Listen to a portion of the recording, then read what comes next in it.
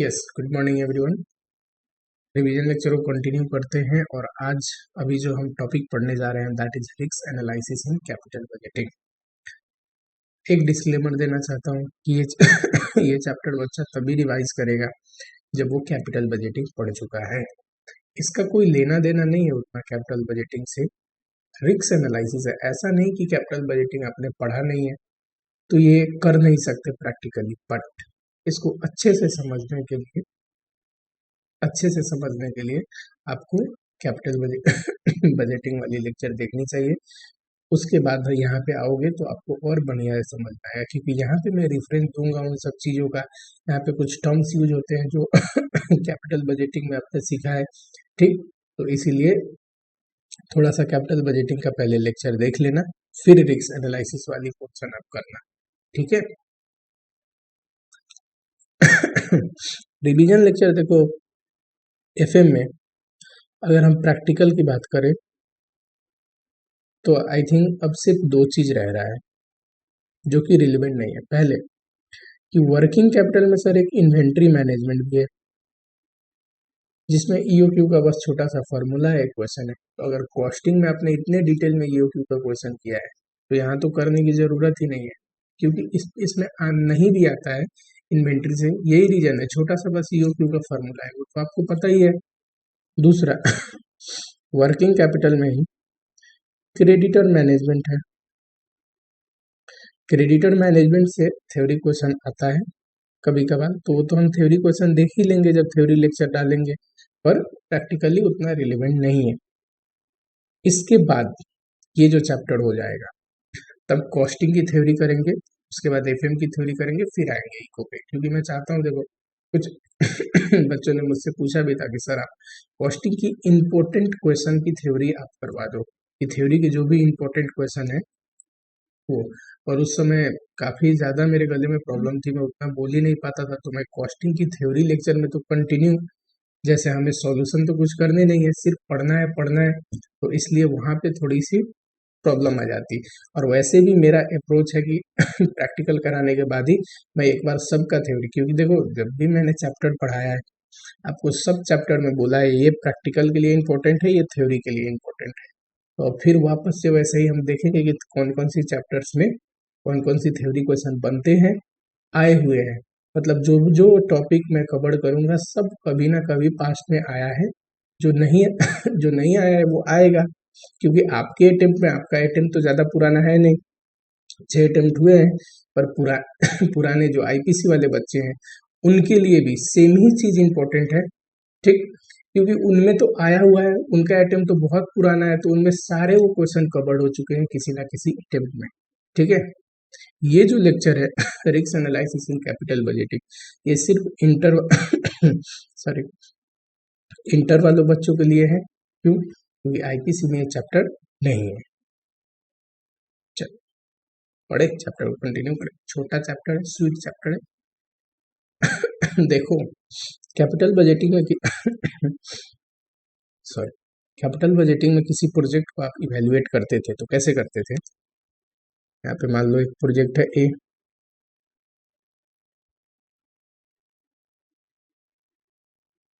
पहले साल में output suppose 1 lakh, sorry outflow, और इनफ्लो में 40,000, 50,000, 70,000। एनपीवी कैसे निकालते थे कि सर ये कैश फ्लो ले लिया, जो कैश इनफ्लो है उसका पीवी निकाला, आउटफ्लो घटा दिया, एनपीवी आ गया। एनपीवी पॉजिटिव है तो प्रोजेक्ट एक्सेप्ट करेंगे, निगेटिव है तो नहीं करेंगे, ठीक। अच्छा बताओ, इस प्रोजेक्ट का लाइफ कितना है? 3 ईयर, ईयर 1, ईयर 2, ईयर 3। मान लो डिस्काउंट रेट जो है,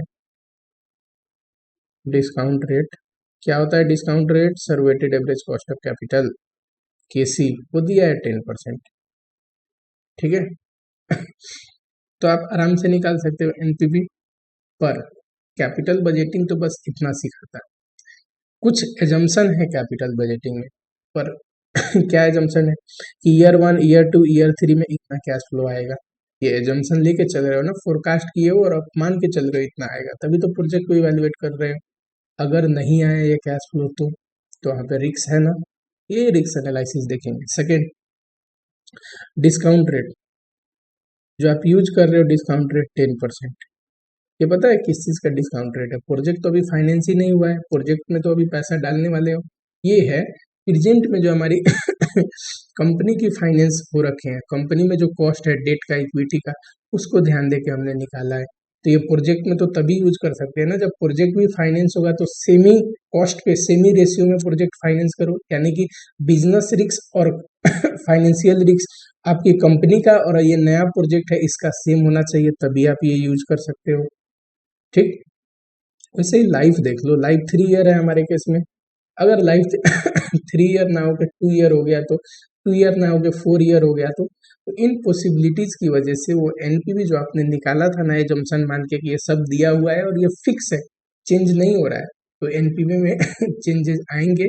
उस चेंजेस को बोलते हैं, ताकि पॉजिटिव आएगा या नेगेटिव रिस्क, कि रिस्क है प्रोजेक्ट में एग्जैक्ट जो हमने एनपीवी एस्टिमेट किया है, जो रियल एनपीवी ऊपर भी हो सकता है नीचे भी हो सकता है, वही इस चैप्टर में हम पढ़ने वाले हैं। लिखा क्या है कि कैपिटल बजटिंग में हम कुछ सर्टेन एजम्पशन पे लेते हैं, एजम्पशन करके डिसीजन लेते हैं, और वो एजम्पशन अगर सही में होल्ड ना हो, which does not hold good, यानी कि अगर वो एजम्पशन में चेंज आ गई कि डिस्काउंट रेट 10% है 12%, तब तो एनपीवी में ऑटोमेटिक चेंज आ जाएगा। 12% से पीवी निकालोगे तो कैश फ्लो ये नहीं ये, तब फिर चेंज आ जाएगा, तब वो करेक्ट नहीं होगा कैपिटल बजटिंग का डिसीजन, तब आपको रिस्क एनालिसिस भी करनी पड़ेगी।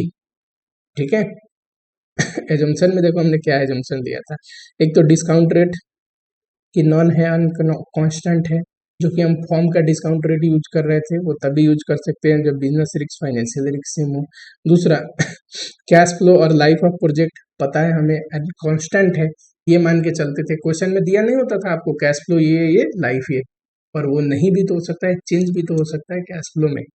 ठीक, अब देखो रिस्क एनालिसिस में थोड़ा टाइप्स ऑफ रिस्क मैंने लिखा है, रिलेवेंट नहीं है आपके लिए तब भी, छोटा सा है बस। एक होता है स्टैंड एलोन रिस्क, मतलब जिस प्रोजेक्ट को इवेलुएट कर रहे हो ना, सिर्फ उसका रिस्क, ये आपके सिलेबस में है इंटरमीडिएट कोर्स। एक होता है फॉर्म रिस्क मान लो 4-5 प्रोजेक्ट है, तो 4-5 प्रोजेक्ट का जोड़ के, मान लो एक कंपनी है जो 5 प्रोजेक्ट कर रही है, 5 प्रोजेक्ट को जोड़ दोगे ना रिस्क, इस सब में कितना है, एक कंबाइंड रिस्क निकालोगे तो फॉर्म का रिस्क आ जाएगा कि नहीं, टोटल प्रोजेक्ट का रिस्क आ जाएगा कि नहीं, ये फाइनल में हम पढ़ते हैं। एक होता है मार्केट रिस्क कि अपना रिस्क तो है ही किसी प्रोजेक्ट का, मार्केट में चेंजेस जो आते हैं, इकोनॉमी जो चेंजेस आते हैं, उससे प्रोजेक्ट में कितना रिस्क क्रिएट होगा, चाहे जो वेरिएबिलिटी होती है कि प्रोजेक्ट में पॉजिटिव इम्पैक्ट आएगा कि नेगेटिव इम्पैक्ट आएगा और कितना रिस्क क्रिएट होगा, वो हम देखते हैं मार्केट रिस्क के अंदर पोर्टफोलियो चैप्टर में। ठीक है, तो ये सब है। आपको क्या पढ़ना है, आपको पढ़ना है सिर्फ स्टैंड एलोन रिस्क। ठीक है, शुरू करें स्टैंड एलोन रिस्क के बारे में पढ़ना। आपके लेवल पे ये है कि एक सिर्फ पर्टिकुलर प्रोजेक्ट का रिस्क निकालिए। चलो पहला है स्टैंड एलोन रिस्क में स्टैटिकल टेक्निक, जिसको मैं रिस्क कैलकुलेशन भी बोलता हूँ। स्टैटिकल टेक्निक मतलब स्टैटिक्स में आपने पढ़ा था एक्सपेक्टेड एनपीवी, सॉरी एक्सपेक्टेड वो जो mean, SD, variance, coefficient of variance, वही है। वो रिस्क कैलकुलेट करने का एक तरीका है प्रोजेक्ट का, इसीलिए मैं इसको बोलता हूँ रिस्क कैलकुलेशन। ठीक, काफी आसान है, आपको उतना, अगर आप पहले नहीं पढ़े अच्छे से तो उतना स्ट्रेस लेने की जरूरत नहीं है। अभी हम फिर बेसिक से पढ़ेंगे, कोई दिक्कत थोड़ी ना है। आ जाओ, स्टैटिकल टेक्निक में आता है सबसे पहले एक्सपेक्टेड एनपीवी। मान लो प्रोबेबिलिटी है 0.2, 0.5, 0.3,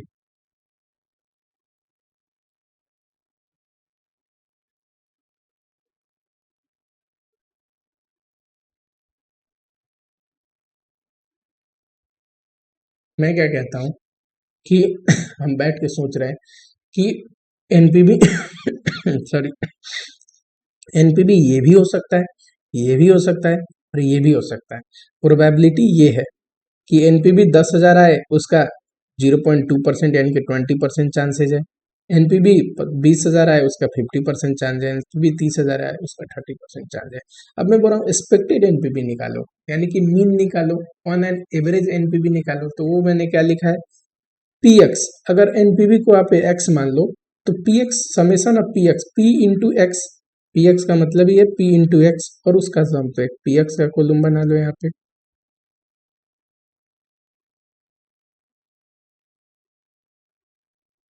बताना। पी देखो 0.2 है, एक्स है 10,000, तो इंटू करोगे तो 2,000 आएगा।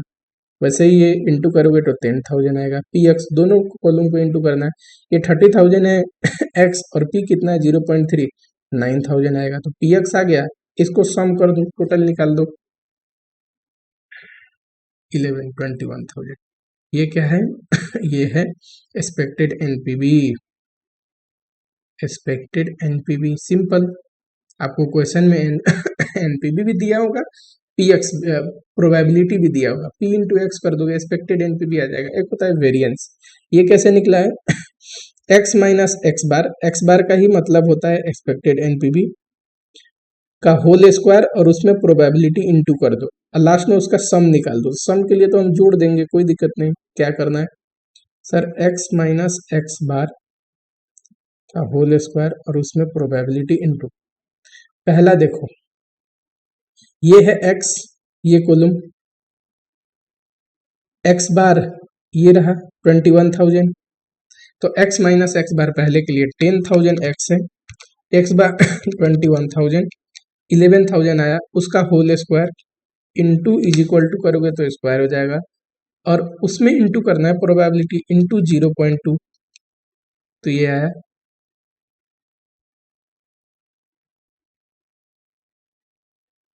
वैसे ही दूसरे का देखो,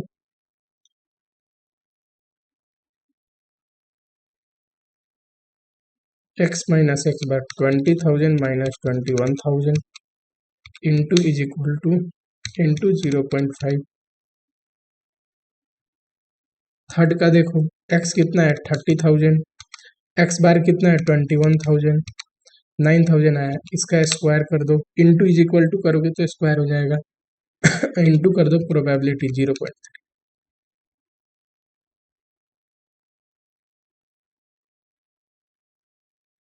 अगर तीनों को आप जोड़ दोगे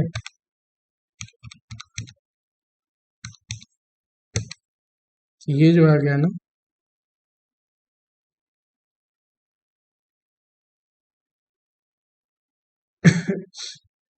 ये जो आ गया ये है क्या, वेरिएंस। एच डी क्या होता है, वेरिएंस का रूट। तो वेरिएंस कितना है इस केस में 49,000, इसका रूट जरा करो, रूट अंडर दबाओगे तो 7,000 आएगा। सर वेरिएंस 7,000 आ गया एक और होता है C V, coefficient of variance. इसका फॉर्मूला है S D divide by mean into 100। S D क्या है हमारे केस में 7,000, मीन जिसको एक्सपेक्टेड एनपीवी बोल रहा हूँ ये है 21,000 इंटू 100। बताओ जरा,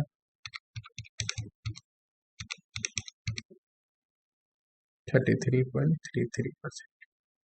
ठीक है, समझ में आया, छोटा सा एग्जाम्पल।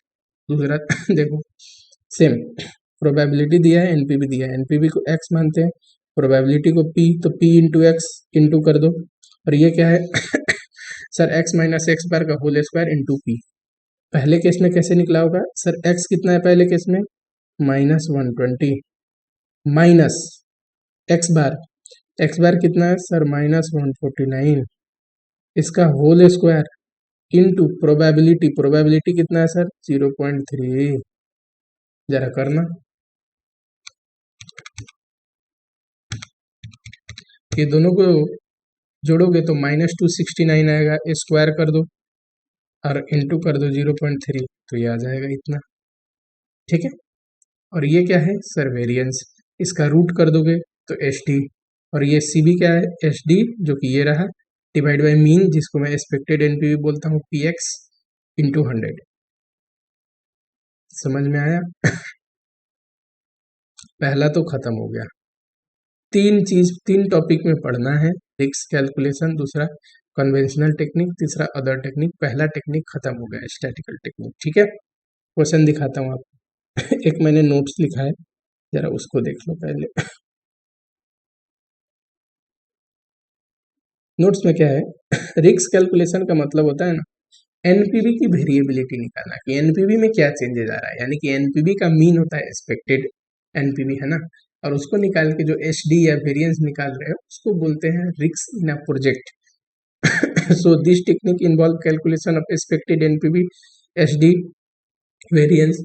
हाँ, ये टेक्निक में हम यही देख रहे हैं। However risk can be calculated in expected cash flow also. अब पूरी प्रोजेक्ट का रिस्क नहीं निकालना है, सिर्फ कैश फ्लो का रिस्क निकालना है।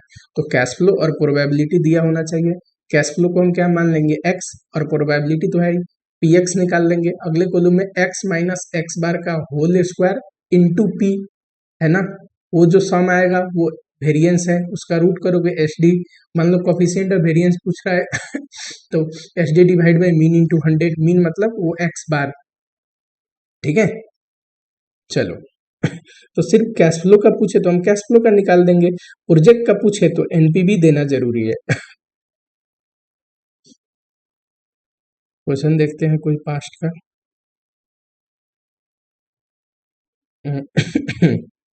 आ जाओ।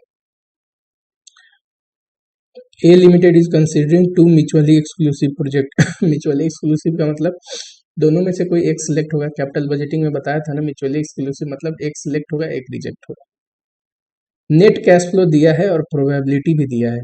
अब देखो इसमें ना क्या दिया है, कैश फ्लो और प्रोबेबिलिटी। हम कैश फ्लो को एक्स मान लेंगे और ये हो जाएगा पी अपना, है कि नहीं।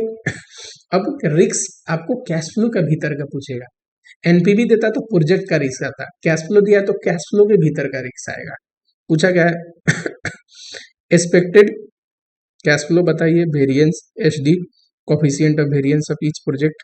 थोड़ी सी प्रॉब्लम है, वेरिएंस ऑफ प्रोजेक्ट का मतलब तो वो होता है ना कि एनपीवी लेके, इसको बोलना चाहिए था वेरिएंस ऑफ कैश फ्लो, तभी तो कैश फ्लो लेके निकालोगे तो कैश फ्लो का वेरिएंस आएगा। ये H D of each project बोल रहा है, प्रोजेक्ट का मतलब तो मीन, मीन से जो निकालते हैं एच डी उसको बोलते हैं ना टोटल प्रोजेक्ट का। वैसे ही कोफिशिएंट ऑफ वेरिएंस पूछ रहा है प्रोजेक्ट का, प्रोजेक्ट मतलब तो मीन से निकला हुआ, पर ये तो सिर्फ कैश फ्लो दिया है। तो थोड़ी सी यहाँ लॉजिकल मिस्टेक हुई है इंस्टीट्यूट से, और आप उतना घबराना मत, आपको तो सिर्फ कैश फ्लो दिया है तो कैश फ्लो को एक्स मानो और फॉर्मूले लगा दो सबका। चलो जरा करके देखें इस क्वेश्चन को। एक्स का मैं बना देता हूँ, वाई का एज इट इज आप बना लेना। 50 60 70,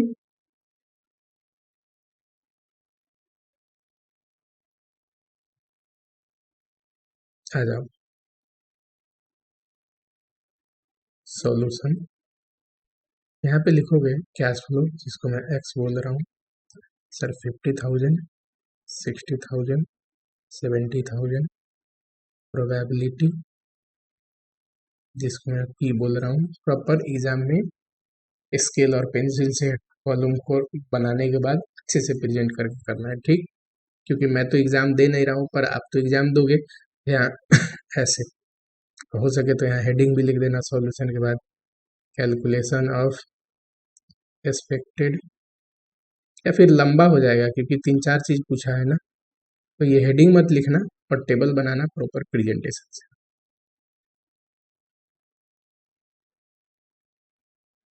अगला अपना क्या कॉलम होना चाहिए, पी एक्स का, फिर सर वेरिएंस के लिए एक्स माइनस एक्स बार का होल स्क्वायर और उसमें पी इंटू किया हुआ।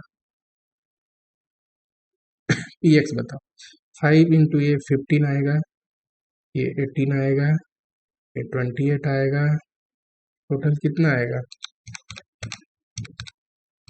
18 प्लस 15 प्लस 28, 61,000 आएगा। बताओ जरा, एक्स, पहले का एक्स कितना है सर, 50,000, माइनस एक्स बार का मतलब यही होता है 61,000 का होल स्क्वायर, और उसमें इंटू क्या करना है, प्रोबेबिलिटी को भी 0.3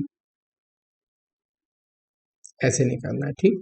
पहले का मैं ऐसे कर दिया, दूसरे तीसरे का सीधा कैलकुलेटर से कर लेते हैं।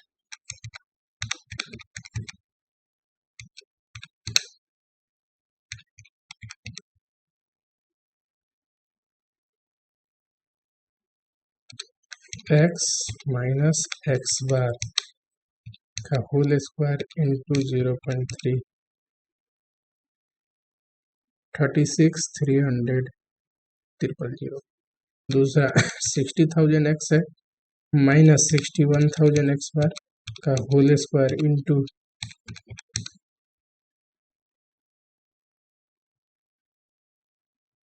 पहला मैंने ये टोटल फुल लिखा है आपको समझाने के लिए, यहाँ स्पेस नहीं बन रहा, आप वैसे करो। तीसरे का बताओ, एक्स कितना है 70 माइनस एक्स बार 61,000 होल स्क्वायर 9,000 आया है इसका इंटू 0.4।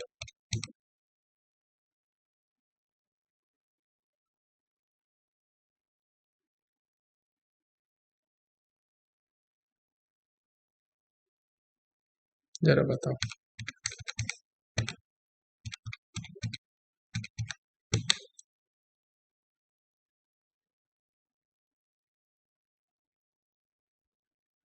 ये है। अब क्वेश्चन में पूछा है पहले नंबर में एक्सपेक्टेड कैश फ्लो क्या आएगा, दूसरे नंबर में पूछा है वेरिएंस। देखो एक बात बताओ, वेरिएंस अब कैश फ्लो बोलना चाहिए था क्योंकि कैश फ्लो से निकलवाया है। वेरिएंस अब प्रोजेक्ट के लिए तो एनपीवी से निकालेंगे, एनपीवी अगर यहाँ दिया होता एनपीवी तब आता ना, तो थोड़ा सा यहाँ लॉजिकल मिस्टेक है, पर आप कोई नहीं, वेरिएंस अब प्रोजेक्ट करके ही लिखना और यही दिखा देना।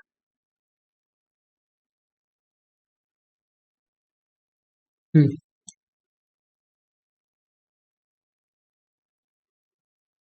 थर्ड में क्या पूछा है, एच डी।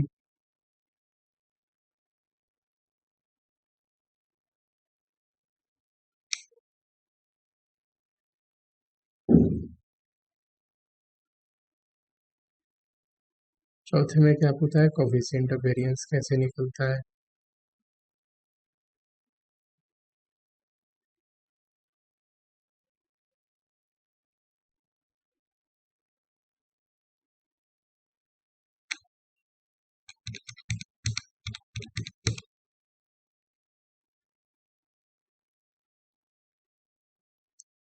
ठीक है, प्रोजेक्ट बी का भी निकाल लोगे, बोलेगा कौन सी प्रोजेक्ट सिलेक्ट करनी चाहिए जिसमें कोफिशिएंट ऑफ वेरिएंस कम हो, उसी को सिलेक्ट करनी चाहिए। कोफिशिएंट ऑफ वेरिएंस मतलब एस्पेक्ट, जो एच डी है वो मीन का कितना परसेंट है, इसका मतलब ये होता है, यानी कि जो रिक्स है वो टोटल एक्सपेक्टेड कैश फ्लो का कितना परसेंट है, तो कम से कम होना चाहिए, तो जिसमें ये कम हो उसको सेलेक्ट करेंगे। अगर इससे डिसीजन, मान लो ये निकालना नहीं था, तो सेकेंड प्रायोरिटी किसको देंगे, एचडी से डिसीजन लेंगे। वैसे देखना चाहिए सिर्फ एचडी से नहीं, अगर दो प्रोजेक्ट है मान लो ए एंड बी,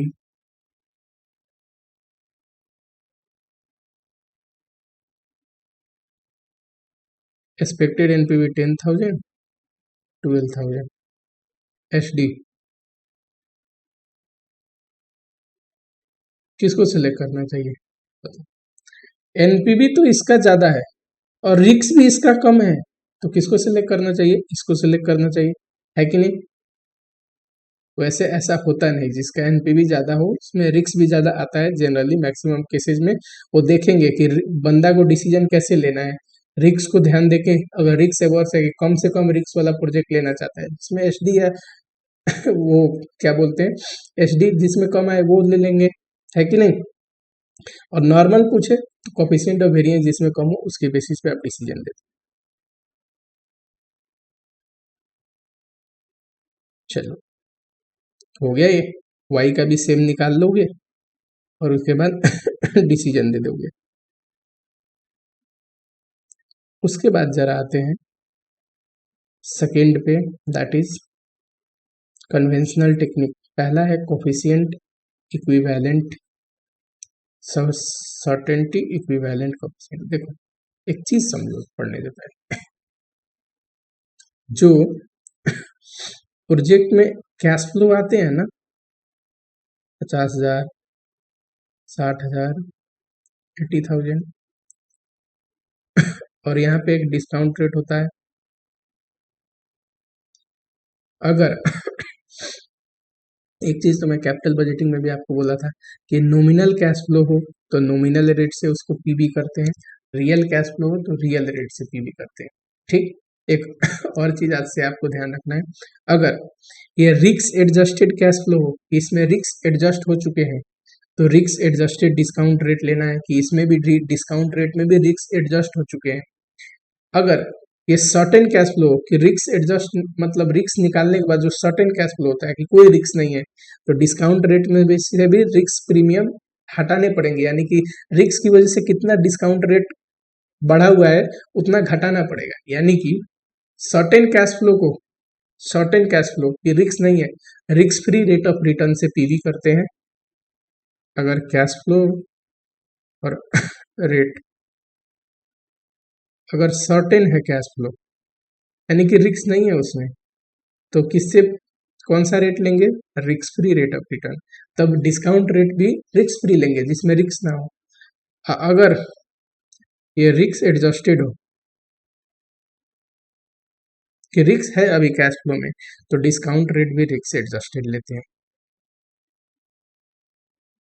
ये जो टेक्निक है जो अभी पढ़ने जा रहे हैं,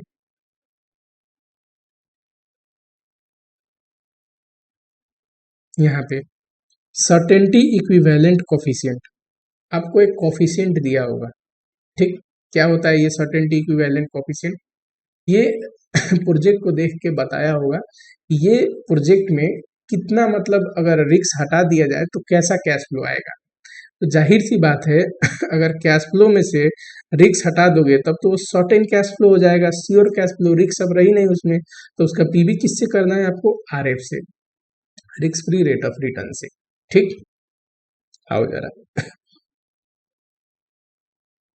इसको स्टेप में मैंने कैसे लिखा है कि sir calculate cash flow of each project, जो कि आपके क्वेश्चन में तो दिया ही होगा।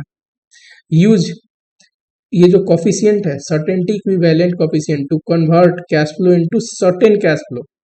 जब भी मान लो ये क्वेश्चन एक दिया हुआ है, ईयर दिया है, कैश फ्लो दिया है और ये कॉफिशिएंट दिया है, आपके क्वेश्चन में दिया होगा, जब ये दोनों इंटू करोगे ना, कॉफिशिएंट को इंटू करोगे तो ये आ जाएगा सर्टेन कैश फ्लो।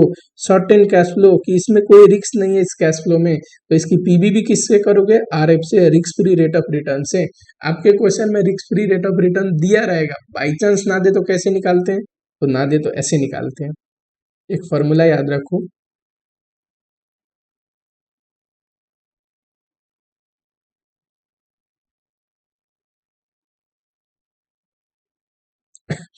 ये आरएफ, ये रिस्क प्रीमियम, कि रिस्क की वजह से कितना इंटरेस्ट रेट में चेंज आ रहा है, डिस्काउंट रेट में चेंज आ रहा है, रिस्क की वजह से कितना रिस्क प्रीमियम है वो, और ये डिस्काउंट रेट अपना अब तुमको आरएफ निकालना है तो वो कैसे निकलेगा, ये इधर ले आओ, आरएफ इजकल टू ऐसे कर दोगे 1 plus discount rate 1 plus risk premium, और ये इसका इधर आएगा तो -1, ठीक है।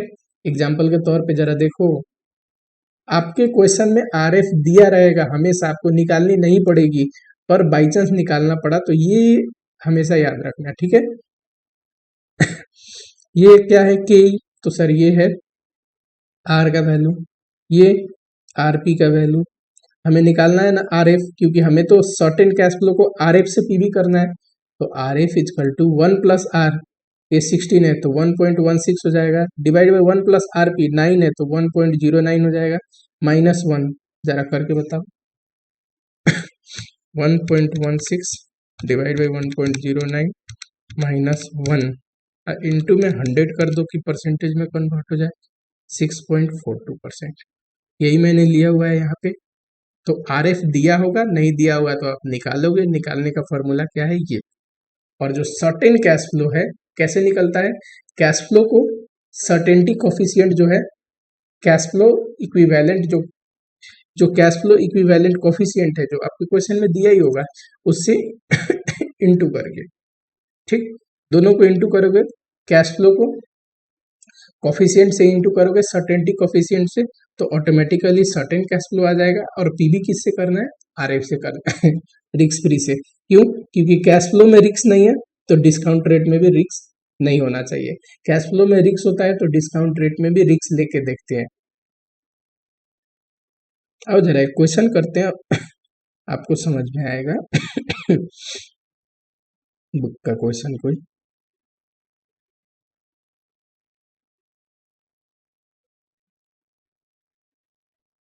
ये रहा,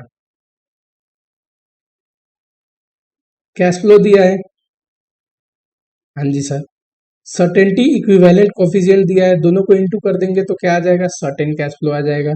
उसके बाद उसको किससे प्रेजेंट वैल्यू करना है निकालने के लिए एनपीवी, तो sir risk free rate of return से। वो दिया है, नहीं दिया होता, अगर डिस्काउंट रेट दिया होता और रिस्क प्रीमियम दिया होता तो 1+R discount rate divide by 1+RP risk premium -1, जो भी आएगा वही होगा RF की वैल्यू। अगर आप इस क्वेश्चन को बनाओ तो यहाँ लिखोगे ईयर,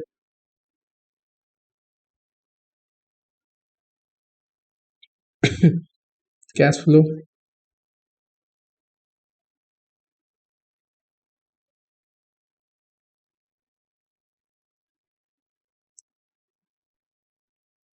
यहीं पे बना लेते हैं सॉल्यूशन। सर्टेनिटी इक्विवेलेंट कोफिशिएंट, इसको अल्फा भी बोलते हैं फाइनेंस की लैंग्वेज में। ये हो गया सर्टेन कैश फ्लो। अब पूरा लिखना, मैं तो यहाँ शॉर्टकट में लिख रहा हूँ। 9 लाख आएगा इंटू करने में पहला, दूसरा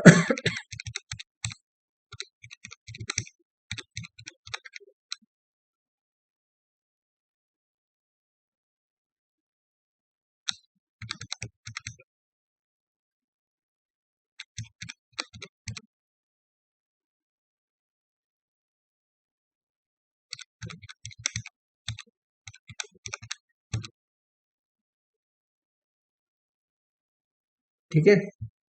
उसके बाद हमें पीवी फैक्टर भी तो लेना है, बताओ किस रेट का लेना है, 5%। दिया नहीं है क्वेश्चन में, निकाल लेते हैं कैसे निकलता है पीवी फैक्टर, तो सर 1/1+R करके, यानी कि 1/1.05 पहले साल का, 1/1.05 ये आया।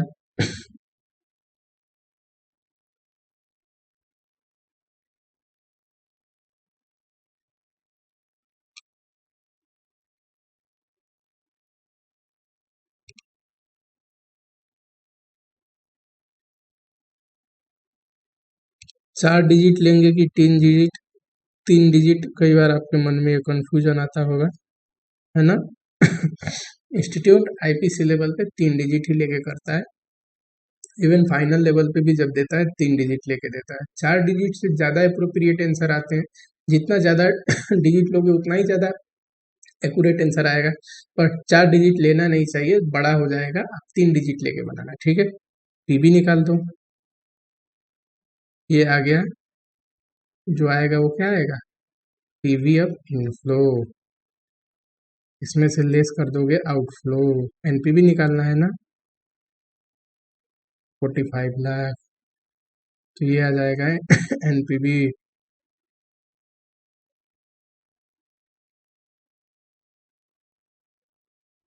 कर लेना अब आप, ठीक, बस इंटू करके करना है, एक्यूरेटली आंसर आएगा, ये कितना आएगा, 50,34,570। चलो ठीक है, सिंपल सा है, क्या करना है कि सर कैश फ्लो को जब सीईसी शॉर्टकट में बोलते हैं, सीईसी से इंटू कर देंगे सर्टेनिटी इक्विवेलेंट कोफिशिएंट से, सर्टेन कैश फ्लो आ जाएगा, और RF risk free rate of return से पीवी निकाल देंगे, और पीवी निकाल लेंगे तो पीवी ऑफ इनफ्लो आ गया, आउटफ्लो घटा देंगे, एनपीवी आ जाएगा। दूसरा जो इस चैप्टर में टेक्निक है, अच्छा ये थोड़ा सा ना जरूरत की बुक चीज नहीं है, थोड़ा सा बुक से एक्स्ट्रा है, पर मैंने लिख दिया है थोड़ा सा देखो, अल्फा क्या है ना, जो ये सर्टेनिटी इक्विवेलेंट कोफिशिएंट, ये एक फीलिंग ऑफ माइंड है कि कितना चीज, कितना मतलब रिस्क को ध्यान देते हुए कितना सर्टेन कैश फ्लो लेके एक इन्वेस्टर जो भी पैसा लगा रहा है वो प्रोजेक्ट से निकल सकता है, उसको बोलते हैं अल्फा। लिखा है higher the risk lower will be alpha यानी कि रिस्क प्रोजेक्ट में जितना ज्यादा होगा ना, इंसान क्या कोशिश करता है कि अल्फा मुझे कम ही मिले, कोई बात नहीं, मैं अल्फा कम लेके अपना निकल जाऊं प्रोजेक्ट से। तो देखो दो प्रोजेक्ट है, ठीक है, दोनों में सबसे कम अल्फा किस में है, इसमें है कम अल्फा ए में, तो कोई बोलेगा कि सर रिक्स प्रोजेक्ट कौन सा है ज्यादा, जाहिर सी बात है ए होगा, हायर द रिक्स lower will be the alpha, तभी तो इसका अल्फा कम है ना। वैसे दूसरा, हायर द लेवल ऑफ रिक्स aversion lower will be the alpha. अगर इन्वेस्टर रिक्स कम लेना चाहता है तो अल्फा कम होगा उसका। क्यों? यहाँ देखो दो फॉर्म है, ये ए का रिक्स का ए ने कम अल्फा डिमांड किया है, तो ए रिक्स एवर्स होगा, उसको रिक्स ज्यादा नहीं चाहिए, है ना, वही लिखा है मैंने, ए इज रिक्स एवर्स। और बी रिक्स टोलरेट करने वाला है, वो ज्यादा रिक्स ले रहा है। क्यों? क्योंकि उसका अल्फा ज्यादा है।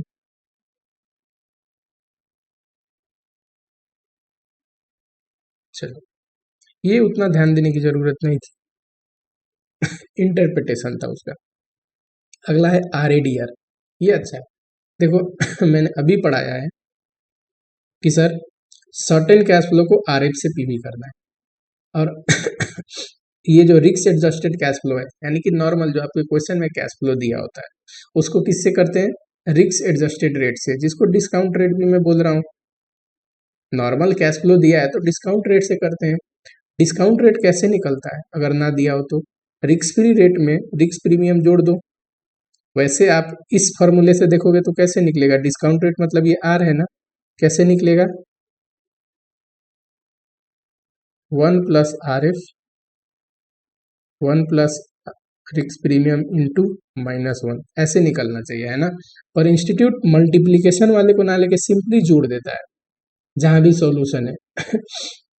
ज्यादा एक्यूरेट सॉल्यूशन हमेशा इससे आता है। बड़े लेवल पे, फाइनल लेवल पे जब ये सब चीज हम लोग पढ़ते थे तो ये यूज करते थे, ठीक। तो सर्टेनिटी इक्विवेलेंट कोफिशिएंट के लिए भी आपको दिया होगा आरएफ, और इसके लिए आरएफ और आरपी दिया होगा रिक्स प्रीमियम, अब दोनों को जोड़ देना तो ये आ जाएगा। अब इस वैरायटी के क्वेश्चन में क्या होगा? कैश फ्लो दिया होगा, आरएफ दिया होगा, रिक्स प्रीमियम दिया होगा, बोलेगा बताओ एनपीवी निकाल दे। अरे कैश फ्लो दिया है यानी कि उसमें रिक्स है, रिक्स एडजस्टेड कैश फ्लो है ना। तो हम डिस्काउंट रेट क्या लेंगे?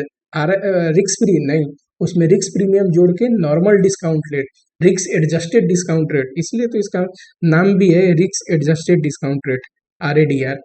ठीक है, आओ जरा, ईयर दिया है, कैश फ्लो दिया है, आरएफ दिया है, प्रीमियम दिया है। देखो ईयर ले लिया, ये ले लिया, किस रेट से तानना है? बस इस कैश फ्लो को पीबी करना है।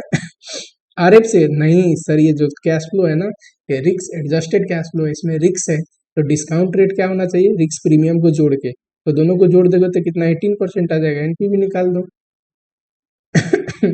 आपके क्वेश्चन में हमेशा दिया होगा, अगर नहीं दिया है तो कैसे निकालेंगे?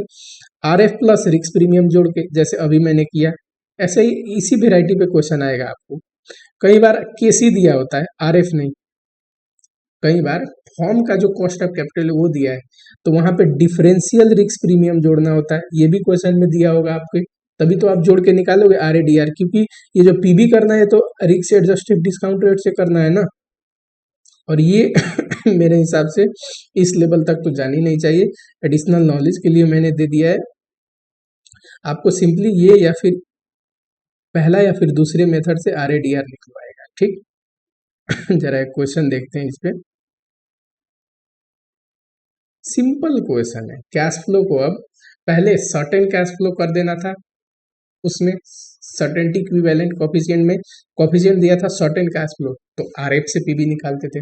इसमें कैश फ्लो में कुछ चेंज नहीं करना है, कैश फ्लो में डिस्काउंट रेट में चेंज करना है, cash flow as it is. और डिस्काउंट रेट में क्या करना है? अब रिक्स एडजस्टेड डिस्काउंट रेट लेना है, आरएफ में रिक्स प्रीमियम जोड़ के।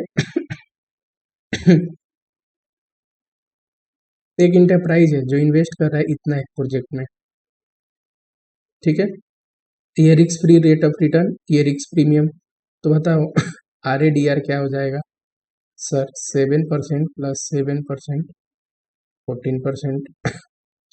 आउटफ्लो दिया है प्रोजेक्ट का 100, लाइफ दिया है 5 साल, ठीक है, 5 साल का कैश फ्लो है तो लाइफ तो लिखने की भी जरूरत, बोल रहे एनपीवी निकाल के बताओ, यहीं पे निकाल देते हैं एनपीवी, कोई दिक्कत थोड़ी ना है।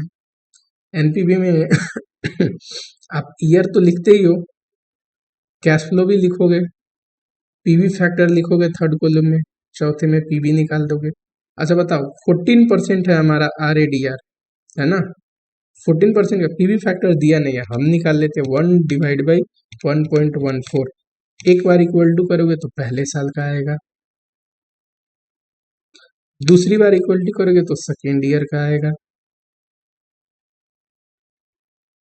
तीसरी बार इक्वल टू करोगे थर्ड ईयर का आएगा, चौथी बार इक्वल टू करोगे फोर्थ ईयर का आएगा, पांचवी बार इक्वल टू करोगे फिफ्थ ईयर का आएगा। पीवी बताओ। 25 इंटू 0.877, 2 डिजिट में भी लिख सकते हो, 3 डिजिट में, 2 डिजिट में लिखो। आंसर हमेशा 2 डिजिट में देना, 3 डिजिट में लिख रहे हो तो लास्ट में राउंड ऑफ कर देना। दूसरा 60 इंटू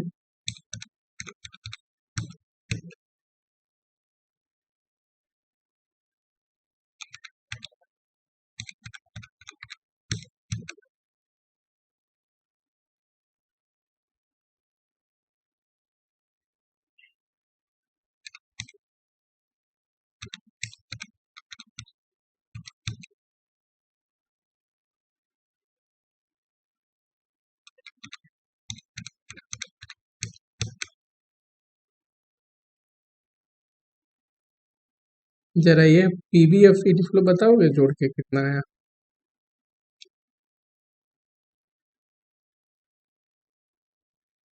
0.785 आया है मेरे में, ठीक है। 3 डिजिट मैंने ले लिया था ना, तो मैं इसको राउंड ऑफ करके 79 कर दूं, लेस आउटफ्लो जो कि 100 है, तो ये कितना आ जाएगा 99.79, यही है। अब 2 बार पूछा था, एक बार पूछा था ना कि इसको अब एरेज कर दूं, बना लिया तो क्वेश्चन में क्या पूछा है कि वैल्यू ऑफ एनपीवी निकालिए प्रोजेक्ट का, एक बार रिस्क फ्री रेट लेके यानी कि 7% से पीवी करके, और एक बार रिस्क एडजस्टेड लेके। रियल लाइफ में क्या सिर्फ इसको पूछना चाहिए था, ये रिस्क एडजस्टेड 14% वाला, क्योंकि ये रिस्क एडजस्टेड डिस्काउंट रेट है ना, सॉरी कैश फ्लो है ना, कैश फ्लो में रिस्क जुड़ा हुआ है तो डिस्काउंट रेट में भी रिस्क जोड़ के लेंगे। समझ में आया।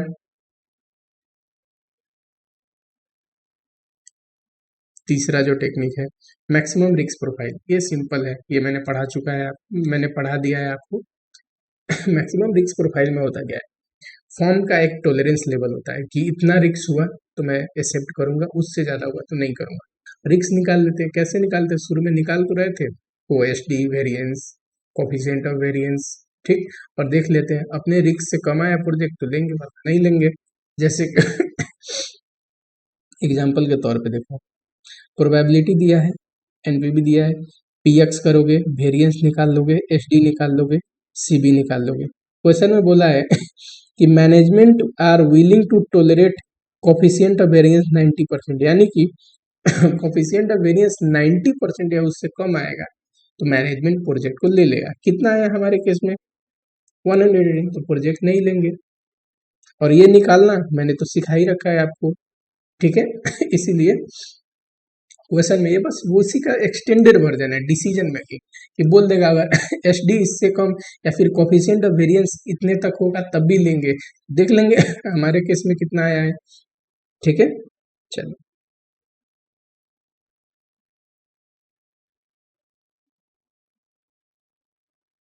अगर आप ध्यान से देखोगे हमने ये निकालना सीखा, उसके बाद ये देखा कि कैश फ्लो को सर्टेन कर देंगे कोफिशिएंट जो दिया है उससे इंटू करके, और आरएफ से पीवी करेंगे। ये कि कैश फ्लो जो दिया है उसको डिस्काउंट एडजस्टेड रेट से, रिस्क एडजस्टेड डिस्काउंट रेट से करेंगे। ये कैसे निकलता है सर, आरएफ में रिस्क प्रीमियम जोड़ के, फिर मिनिमम रिस्क प्रोफाइल मेथड कि हाँ प्रोजेक्ट का जो रिस्क जैसे ऐसे निकाल रहे थे एचडी वेरिएंस, ये निकाल लेंगे। देखेंगे क्वेश्चन में क्या बोला है कि अगर मैनेजमेंट को इससे कम वेरिएंस चाहिए या इससे कम एचडी चाहिए तो वो होगा प्रोजेक्ट में तो एक्सेप्ट करेंगे वरना नहीं।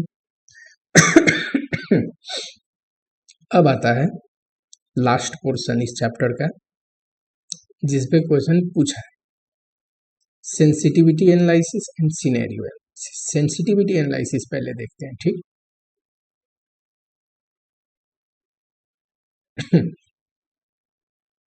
ये मेथड जो है सेकेंड वाली, इससे आप मत बनाना, ठीक। पढ़ाने को दोनों मेथड से इंसान पढ़ा सकता है, पर एग्जामिनेशन पॉइंट ऑफ व्यू से ये सिंपल है, इसमें कोई स्ट्रेस नहीं है। यहाँ मिस्टेक होने के चांसेस ज़्यादा है। जो मार्जिन ऑफ सेफ्टी अप्रोच है, तो ये मेथड से आपको बनाने की ज़रूरत नहीं है, मैं यही मेथड पढ़ा रहा हूँ। रेगुलर बैचेज में इंसान दोनों मेथड इसलिए पढ़ा देता है कि नॉलेज के लिए आपको सब पता होनी चाहिए, बट क्वेश्चन हमेशा ये जो शॉक अप्रोच है, इससे आप बना सकते हो और आराम से कर सकते हो, ठीक। कुछ ना बोले तो ऐसे भी शॉक अप्रोच से करते हैं, आईपीसी लेवल पे ऐसे भी शॉक अप्रोच से ही आएगा। ये मेथड मैं आपको बता जरूर देता हूँ, पर आप कोशिश करना इस मेथड से करने का। चलो, कहता क्या है सेंसिटिविटी एनालिसिस सबसे ज्यादा, एक बताओ, हम निकालते हैं एनपीवी, पता है कैश फ्लो का पहले पीवी करते हैं, एक पर्टिकुलर डिस्काउंट रेट से पर्टिकुलर ईयर का पीवी फैक्टर से इंटू करते हैं, है ना, पीवी करते हैं और उसमें से आउटफ्लो घटा देते हैं, ऐसे ही करते हैं। अब देखो एनपीवी किन किन चीज़ों से चेंज हो रहा है, कौन कौन सी फैक्टर है जिसपे चेंजेज आने से एनपीवी चेंज हो जाएगा। एक तो सर कैश फ्लो, दूसरा रेट में चेंजेज आ गई तब भी, तीसरा लाइफ में चेंजेज आ गई तब भी, चौथा सर ये जो आउटफ्लो है ना, इसमें भी चेंजेज आ गई तब भी एनपीवी का वैल्यू चेंज हो जाएगा, है कि नहीं। सेंसिटिविटी एनालिसिस कहता है कि कौन सा फैक्टर है जो सबसे ज्यादा सेंसिटिव है, जिससे सबसे ज्यादा एनपीवी सेंसिटिव है, यानी कि कौन सा ऐसा फैक्टर है जिसके थोड़ा चेंज होने से एनपीवी सबसे ज्यादा चेंज होगा, ठीक। तो इसके लिए हमें जरूरी है सब फैक्टर को एक सर्टेन परसेंट, अगर एग्जाम में 10% बोला या 10% का डेटा दिया तो 10% या फिर 20% कुछ भी एजम कर सकते हो, 20% से सारा चेंज करके देख लो बारी बारी, और एनपीवी निकाल के पहले कैश फ्लो चेंज करो, ठीक, और एनपीवी निकालो, फिर ये सारा फैक्टर सेम रखना, फिर ये चेंज करो इंटरेस्ट, तो और सारे फैक्टर सेम रखना और एनपीवी निकालो। जिस फैक्टर से सबसे ज्यादा एनपीवी पे फर्क पड़ेगा in a reverse direction, reverse direction मतलब विच एडवर्सली अफेक्ट एनपीवी, यानी कि एनपीवी गिरेगा, जिस फैक्टर से सबसे ज्यादा एनपीवी गिरेगा उसी फैक्टर को बोलेंगे ये सबसे ज्यादा सेंसिटिव फैक्टर है। अब देखो आउटफ्लो बढ़ने से एनपीवी गिरेगा, तो आउटफ्लो को बढ़ा के देखना है। मान लो 20% मैंने शॉक देने का सोचा कि सारे फैक्टर को 20% बढ़ा के देखता हूँ एनपीवी में क्या फर्क पड़ता है, तो आउटफ्लो अगर लूंगा, आउटफ्लो को बढ़ा रहा हूँ सपोज, तो इंक्रीज करनी पड़ेगी तभी तो एनपीवी गिरेगा 20% से। वैसे ही कैश फ्लो, कैश फ्लो तो जो कैश इनफ्लो है वो अगर बढ़ाओगे तो एनपीवी बढ़ जाएगी, तो उसको गिरानी पड़ेगी ना एनपीवी के लिए, तो उसको 20% से गिरा के देखेंगे एनपीवी में क्या क्या फर्क पड़ता है, ठीक। इसको क्या करेंगे सर, इसको बढ़ाएंगे शॉक देने के लिए, इसको गिरा के देखेंगे। इंटरेस्ट रेट, इंटरेस्ट रेट जितना ज्यादा होगा एनपीवी उतना ही कम होगा, तो इंटरेस्ट रेट को भी बढ़ाएंगे, ठीक है। हमें देखना है कौन सा चीज चेंज करने से सबसे ज्यादा एनपीवी में वेरिएबिलिटी गिरावट आ रही है।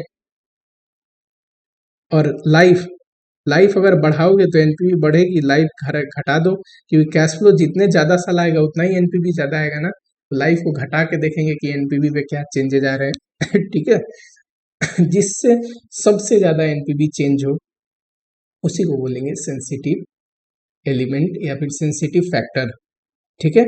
ये यहाँ पे लिखा है। क्रिटिकल फैक्टर क्या होगा, which result in maximum fall in NPV, जिसके चेंज होने से सबसे ज्यादा एनपीवी गिरेगा उसी को हम क्रिटिकल फैक्टर या सेंसिटिव फैक्टर बोलेंगे। ये था शॉक अप्रोच। अभी क्वेश्चन बनाएंगे इस पे। मार्जिन ऑफ सेफ्टी अप्रोच बोलता है कि एनपीवी को 0 ले लो और ब्रेक इवन निकालो। अगर कैश फ्लो को चेंज करना है, शुरू में कैश फ्लो से देख रहे हो तो एनपीवी को 0 ले लो और देखो क्या ब्रेक इवन कैश फ्लो आता है, ठीक। वैसे ही सारे फैक्टर का क्या ब्रेक इवन निकाल लो और उसके बाद मार्जिन ऑफ सेफ्टी तो निकल ही जाएगा। ब्रेक इवन निकलने के बाद factor will result in list margin of safety, जिसका सबसे कम मार्जिन ऑफ सेफ्टी होगा ना उसी को बोलेंगे, उसी को क्या बोलेंगे सर, उसी को बोलेंगे हम सेंसिटिव फैक्टर, सबसे ज्यादा सेंसिटिव फैक्टर। पर ये ज्यादा थोड़ा सा मुश्किल है as compare to shock approach, आसान है, ठीक। अगर केसी की बात करा जाए तो एनपीवी 0 कब होगा, जब के ब्रेक इवन केसी का मतलब क्या होता है, तो केसी एट विच एनपीवी जीरो यानी कि आईआरआर, आईआरआर ही ऐसा रेट है ना जहां पे एनपीवी जीरो होता है। तो आप जब ब्रेक इवन केसी निकालोगे ना, सबका ब्रेक इवन निकालना है, सब फैक्टर का एंड मार्जिन ऑफ सेफ्टी। तो आईआरआर हो गया केसी के लिए ब्रेक इवन,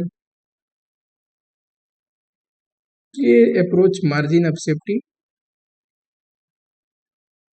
आपको ध्यान नहीं रखना है, शॉक अप्रोच ध्यान रखना है जरा। शॉक अप्रोच से देखते हैं क्वेश्चन बना के, बहुत आसान है वो, थ्योरेटिकली बोलने पे नहीं, एक क्वेश्चन देखो फिर आपको समझ में आएगा। चलो ये रहा। नवंबर 18 में आया हुआ। The following data related to a project, जिसमें सारा चीज दिया है। Initial cost, annual cash flow, life, cost of capital. एक बात बताओ, एनपीवी कैसे निकलता है? हमें पूछा क्या है पहले, most sensitive if variability is adversely affected by 10%। कह रहा है कि 10% से सारे फैक्टर को चेंज करके देखिए एनपीवी सबसे ज्यादा किससे इफेक्ट हो रहा है, सबसे ज्यादा मोस्ट क्रिटिकल फैक्टर कौन सा है, सेंसिटिव फैक्टर कौन सा है।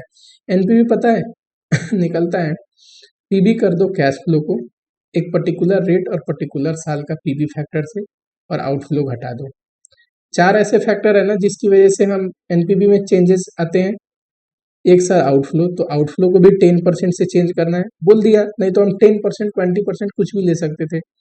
कैश फ्लो को भी चेंज करना है, इसको भी चेंज करना है, लाइफ को चेंज करना है कि नहीं, तो लाइफ को भी करना है। पर एक छोटी सी प्रॉब्लम है, 10% से लाइफ चेंज करोगे तो कितना हो जाएगा, 5.5 ईयर्स।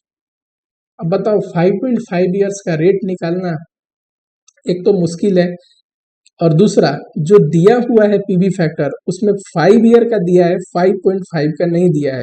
यानी कि आप लाइफ को लेके मत करना, जब लाइफ के लिए दिया होगा उतने लाइफ के लिए पीवी फैक्टर तभी करना, ठीक। नहीं तो देखो सब चीज के लिए दिया है डेटा, इंटरेस्ट रेट चेंज हुआ है 10% से चेंज होगा तो कितना हो जाएगा, लाइफ को घटाना था ना, सॉरी 10% से घटाना था, 4.5 आता, ठीक। तो लाइफ को लेके मत करना, और सारे तीनों फैक्टर को लेके करना, लाइफ को छोड़ के इसको इसको और इसको लेके करना, ठीक है। लाइफ को लेके क्यों नहीं करना, 4.5 ईयर्स का दिया नहीं है पीवी फैक्टर, तो मैं करूंगा कैसे, ठीक। और पीवी फैक्टर देना जरूरी है, खुद से पीवी फैक्टर निकालने के चक्कर में मत पड़ना एग्जामिनेशन में, ठीक है।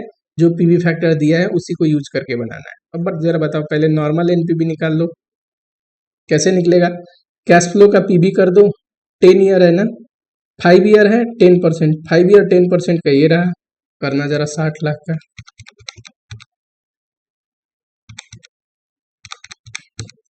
ये रहा, और आउटफ्लो घटा दो तो एनपीवी। अब देखें बारी बारी सब फैक्टर को चेंज करके, ये ओरिजिनल एनपीवी है, ठीक है।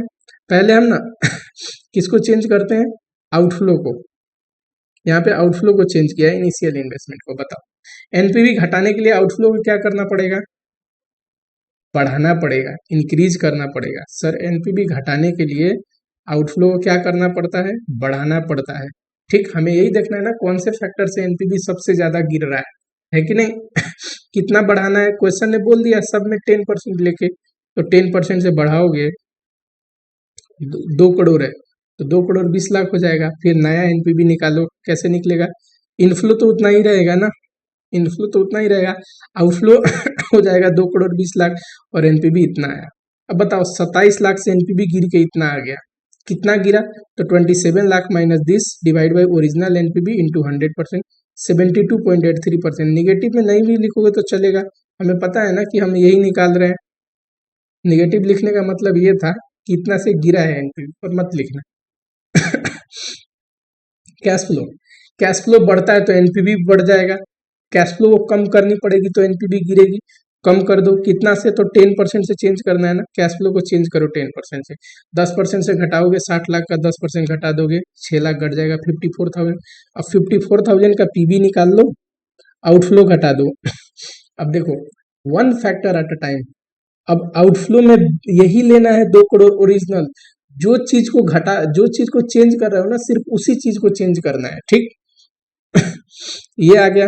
अब देखो चेंज कितना है, ओरिजिनल एनपीवी ये था, घट के इतना हो गया, divide by original into 183%। Last में देखो cost of capital, cost of capital बढ़ता है तो एनपीवी गिर जाएगा, कॉस्ट ऑफ कैपिटल गिरता है तो एनपीवी बढ़ जाएगा। तो हमें क्या करना है, एनपीवी को गिराने के लिए बढ़ा देना है। कितने से? 10% से। 10% से जो 10 का 10% कितना होता है? 10% कितना होगा? 1%। उसको जोड़ दोगे तो कितना आएगा? 11%।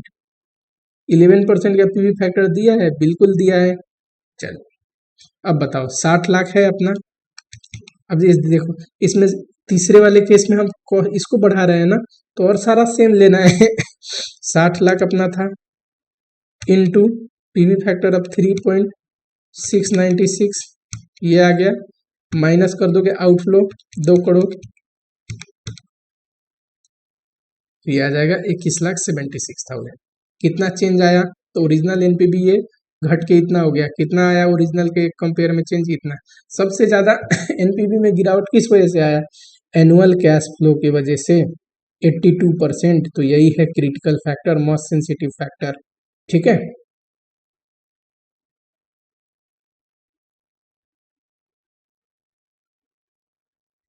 बस फैक्टर को रिवर्स डायरेक्शन में घुमाना है। जो भी परसेंट नहीं देता तो हम खुद ही 10 या 20% से चेंज कर देते, पर आपको पीवी फैक्टर देना है ना, तो हमेशा खुद बताएगा कितने परसेंट से चेंज करना है। चेंज कैसे करना है कि एनपीवी गिरे, आउटफ्लो को बढ़ाना पड़ेगा एनपीवी गिराने के लिए। ठीक है, कैश फ्लो को गिराना पड़ेगा तो एनपीवी गिरेगा, डिस्काउंट रेट को बढ़ाना पड़ेगा। लाइफ अगर डेटा दिया होता तो हम लाइफ से भी करके देखते, पर लाइफ को क्या करना है? गिराना है एनपीवी गिरने के लिए। अब लाइफ गिरता तो हो जाता 4.5 ईयर्स। अब 4.5 ईयर्स का हमें डेटा ही नहीं दिया है उस लाइफ के लिए, तो हम कैसे कर सकते हैं? ठीक है, अगला है सिनारियो एनालिसिस। सिनारियो एनालिसिस आसान है। अलग अलग सिनारियो दिया होगा, इस सिनारियो में एनपीवी है, इस सिनारियो में एनपीवी है, और बोलेगा एक्सपेक्टेड एनपीवी निकालो। प्रोबेबिलिटी जो दिया है और एनपीवी दिया है, इनटू कर दो एक्सपेक्टेड एनपीवी। ठीक जरा देखो, प्रोबेब अलग अलग सिनारियो दिया है कि वर्स्ट केस हुआ उसका इतना चांस, अच्छा केस होने का इतना चांस, बेस्ट केस होने का इतना चांस। ठीक है, और सबका कैश फ्लो दिया है, वर्ष का ये, इसका ये, इसका ये। ठीक अब जरा देखो, सब केस में एनपीवी निकाल लो। कैश फ्लो तो दिया ही है, कैश फ्लो का पीबी आउटफ्लो, फिर इसमें भी कैश फ्लो का पीबी निकाल दो, आउटफ्लो घटा दो। अब देखो देखो हमारे केस में क्या हो रहा है कि एनपीवी तीनों पता है, तीनों अलग अलग सिनेरियो का, worst scenario, most likely and best scenario, और प्रोबेबिलिटी भी पता है। तो प्रोबेबिलिटी और उसको इनटू कर दोगे तो आराम से आ जाएगा एनपीवी को। प्रोबेबिलिटी अगर पता हो 0.3, 0.4, 0.5, और एनपीवी निकाल लो हर एक सिनेरियो का, जो कि यहाँ है 1 से 10.85, 100.15,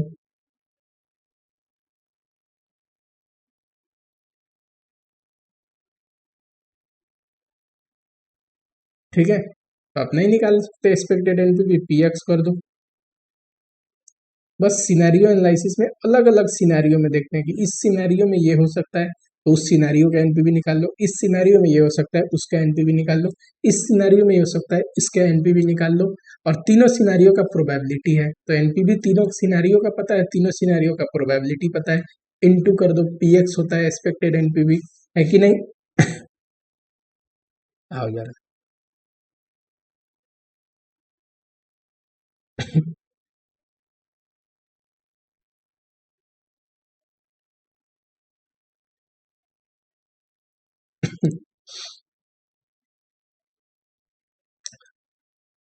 ये देखो, दो प्रोजेक्ट है, एक्स का मैं करवाता हूँ, वाई का वैसे ही कर लेना। एक्स एक प्रोजेक्ट है, इनिशियल इन्वेस्टमेंट ये मई 19 का क्वेश्चन है, ठीक है। और अलग अलग सिनेरियो दिया है कि पैसिमिस्टिक सोचा जाए अगर तो इतना, मोस्ट लाइकली और ऑप्टिमिस्टिक सोचा जाए तो कैश फ्लो ये होगा। पैसिमिस्टिक मतलब कि खराब पॉसिबिलिटी में कैश फ्लो क्या होगा, मोस्ट लाइकली मतलब ऐसा हो सकता है, ऑप्टिमिस्टिक कि हाँ ज़्यादा कैश फ्लो क्या हो सकता है। ठीक, तो हम तीनों सिनेरियो में एनपीवी निकाल लेंगे। एक बार इसको कैश फ्लो मान के एनपीवी निकाल लेंगे, एक बार इसको, तीनों सिनारियो में एनपीवी निकाल लोगे आप।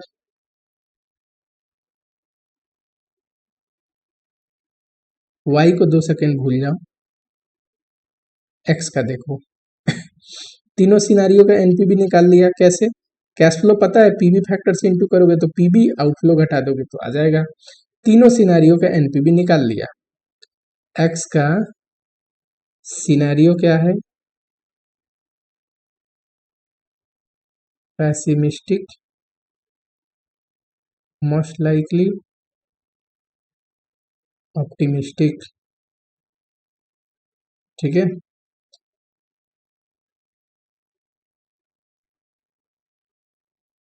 और एनपीवी हमने निकाल लिया। एनपीवी कैसे निकलेगा? मान लो इसका पहले का, सर एनपीवी सिंपली ये दिया हुआ है, पीवी फैक्टर यहाँ पे दिया हुआ है, कितने साल का प्रोजेक्ट है? 8 ईयर्स का। टोटल पीवी फैक्टर जोड़ दो, यहाँ पे जोड़ के लिखा हुआ होगा 4.639। ये सारे जोड़ोगे, 8 साल तक का प्रोजेक्ट का, 8 साल है ना, तो यहाँ तक का, तो ये आएगा 4.639। अब जोड़ को देख लेना, ठीक है। अब देखो, कैश फ्लो है 26,000, 4.639 से इंटू करूंगा तो ये आ जाएगा इनफ्लो, इससे घटा दूंगा आउटफ्लो तो ये आ जाएगा एनपीवी। सही, दूसरे का सिनारियो का देखो, 28,000 इंटू 4.639 माइनस 1,20,000। तीसरे का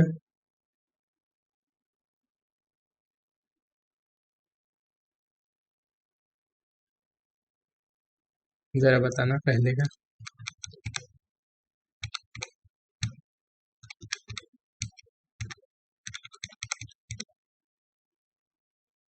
दूसरे का बताओ।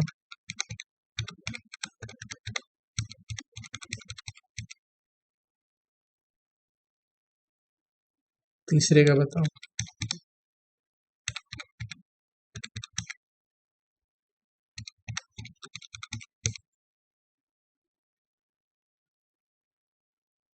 ठीक है, इतना ही आया है 40। कहीं गड़बड़ी हो गई क्या तीसरे में? 36,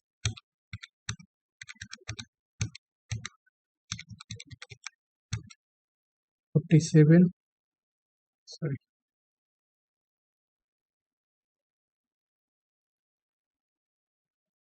ये क्वेश्चन में एक्स का जैसे मैंने निकाला है, आप वाई का भी निकाल सकते हैं। देखो, अलग अलग सिनारियो का एनपीवी तो दिया है, प्रोबेबिलिटी नहीं दिया है।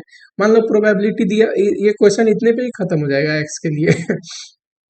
और सिनारियो एनालिसिस में क्या मैंने बोला, अलग अलग सिनारियो का एनपीवी निकाल लो, प्रोबेबिलिटी दिया हो तो उससे इंटू कर दो तो एक्सपेक्टेड एनपीवी आ जाएगा।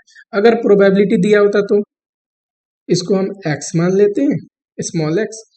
प्रोबेबिलिटी दिया होता, मान लो 0.2, 0.4, 0.4, ये पी हो गया, और यहाँ पे पी एक्स कर देते और इंटू कर देते, ये कितना होगा? 614 इंटू 0.2, यह था 122.8। वैसे इसका निकाल लेते, दूसरे का तीसरे का जोड़ देते, पी एक्स आ जाता है। सिनेरियो एनालिसिस में होता क्या है, अलग अलग सिनेरियो में हम एनपीवी निकालते हैं, और उस सिनेरियो का, अलग अलग सिनेरियो का अगर प्रोबेबिलिटी हो, प्रोबेबिलिटी से इंटू करके एक्सपेक्टेड एनपीवी निकालते हैं, ठीक है। अच्छे से आप क्वेश्चन बनाओ, सारे पे मैंने कोशिश किया कि थोड़ा क्वेश्चन ब्रेक करके जब या पास्ट ईयर में जो भी क्वेश्चन पूछा है वो दिखाऊं आपको, ठीक है। पढ़ते रहना है। आगे जो है अब कॉस्टिंग की थोड़ा थ्योरी को और देखते हैं, कॉस्टिंग और एफएम का थ्योरी फटाक से कंप्लीट करते हैं, उसके बाद आएंगे फिर रिवीजन लेक्चर में कुछ नए नए टॉपिक के साथ, ठीक है।